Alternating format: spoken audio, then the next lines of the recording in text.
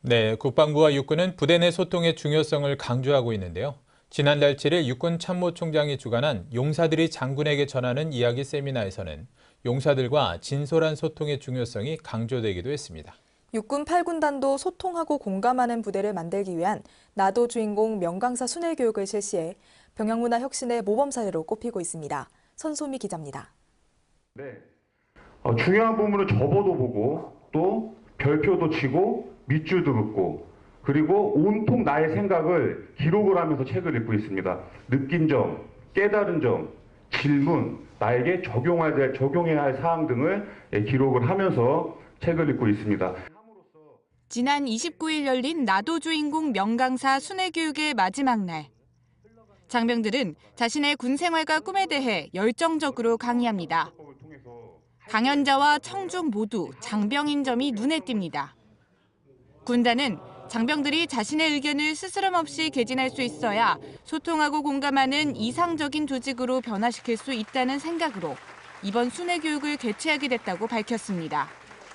제가 생각했던 것보다 기대 이상으로 장병들이 이런 새로운 교육 문화가 있다는 거에 대해서 많은 관심을 가져줬고 많은 장병들도 자신이 직접 콘테스트에 나와서 강사로도 활약하고 싶다는 의견들을 많이 내비쳤습니다. 이날 강연에 나선 3인의 강사는 지난 9월 개최된 2018 나도 주인공 프레젠테이션 콘테스트를 통해 선발됐습니다.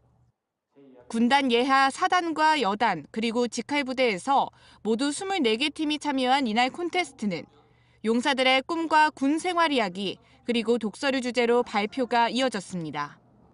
군단은 심사를 거쳐 우수자 3명에게 군단장 상장을 수여하고 나도 주인공 명강사 팀을 구성했습니다. 이들이 지난달 5일부터 순회교육을 희망하는 22개 부대를 선정해 순회교육을 실시한 겁니다. 강연을 한 장병들은 이번 순회교육이 장병들과 소통하며 다짐을 되새길 수 있는 기회였다고 말합니다. 말씀 듣고 너무 꿈이 생겼다. 나도 목표가 생겼다. 나도 주인공이 될 수 있겠다. 라고 그렇게들 다 말씀해 주시니까 저는 너무 뿌듯했던 것 같습니다. 가치관들과 생각들을 다른 사람들이 공유할 수 있는 기회가 돼가지고 스스로 한 번 더 점검하고 돌아볼 수 있는 계기가 된 것 같습니다. 한편 부대는 나도 주인공 명강사 순회교육에서 발표된 이야기를 부대 내 교육 자료로 활용할 예정이라고 밝혔습니다. 국방뉴스 선솜입니다.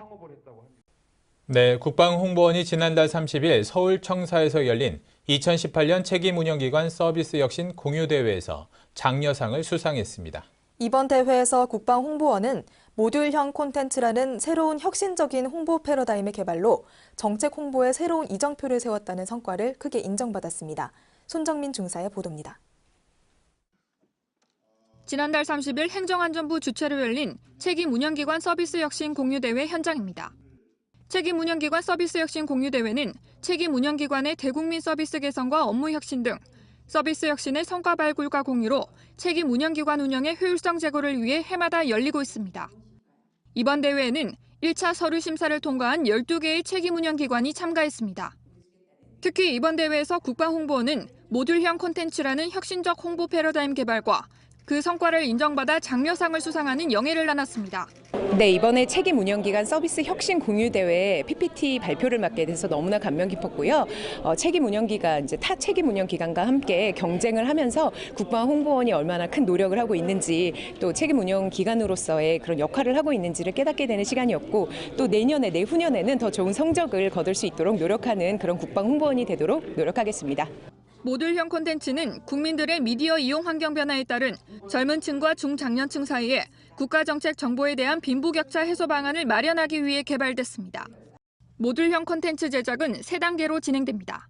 먼저 정책 홍보 소재를 영상과 기사 등의 단편 콘텐츠로 제작해 유튜브와 블로그 등 젊은 층이 주로 이용하는 뉴미디어에 탑재하는 1단계.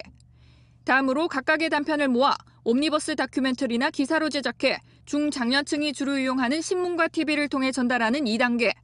마지막으로 이 콘텐츠를 VOD나 PDF로 제공하는 3단계로 진행됩니다.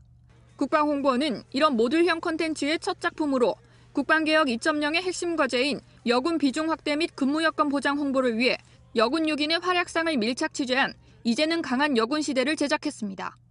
이는 SNS와 주요 포털에서 무료 총 도달수 1,000만 명을 달성하는 성과를 기록했고 정부기관 최초로 유튜브 본사로부터 실버 플레이어 버튼상을 수상하기도 했습니다. 한편 국방홍보원은 모듈형 콘텐츠가 좋은 반응을 얻음에 따라 이제는 강한 여군 시대에 이어 군사 마니아층을 정책 고객으로 유입하기 위한 국군 무기도감, 첨단 무기속 과학 등으로 모듈형 콘텐츠 제작 범위를 넓힐 예정이라고 밝혔습니다. 국방뉴스 손정민입니다.